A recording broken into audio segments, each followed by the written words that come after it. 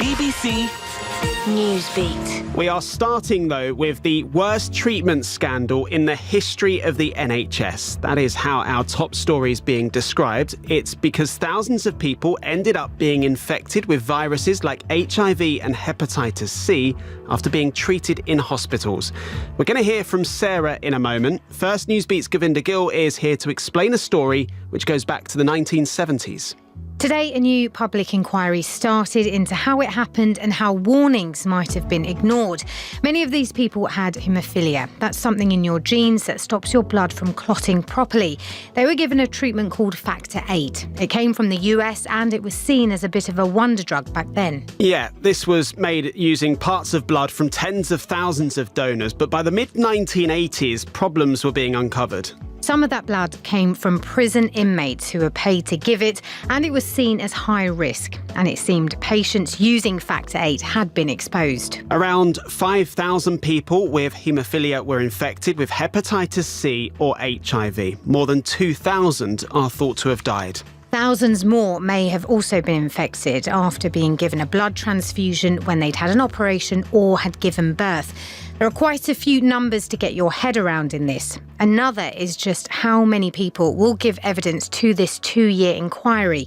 2,500. Today, the judge in charge described the victims' stories as chilling and harrowing. The Prime Minister has called it a tragedy, but in reality, today is just the start of another 2 years for people like Sarah.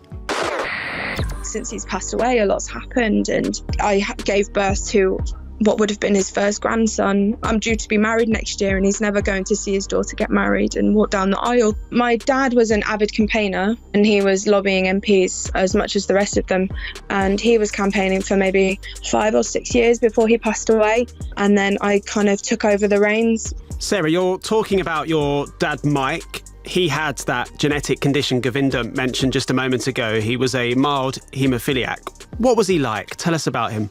He was a very positive, upbeat person. He was so friendly, and he talked to anybody, even in the queue at the post office. He's just a really, really lovely guy. It took him 10 years to find out he had hepatitis C, and he became very ill, didn't he? Well, he was infected when he was 15 years old, and he didn't find out until 10 odd years later that he had hepatitis C. He thought his symptoms of being run down and tired and generally lethargic, he thought it was just from working too hard. And it turns out it was a lot more serious than that. He had hepatitis C that was attacking his liver. As a result, he got cirrhosis of the liver and ended up having a liver transplant. That gave him a few extra years. He sadly passed away in 2015. He was just 47 years old. You mentioned at the start of our chat that he had been campaigning and now you've kind of taken over his legacy to see this through. So today is a significant day for you. It's a stepping stone in the right direction to finding finally the answers that people have been looking for. Every stone needs to be turned over and looked at. Sarah, I know this is a tough thing to talk about, so thank you for talking to us at Newsbeat and good luck with the wedding. All right, cheers, thank you. BBC Newsbeat.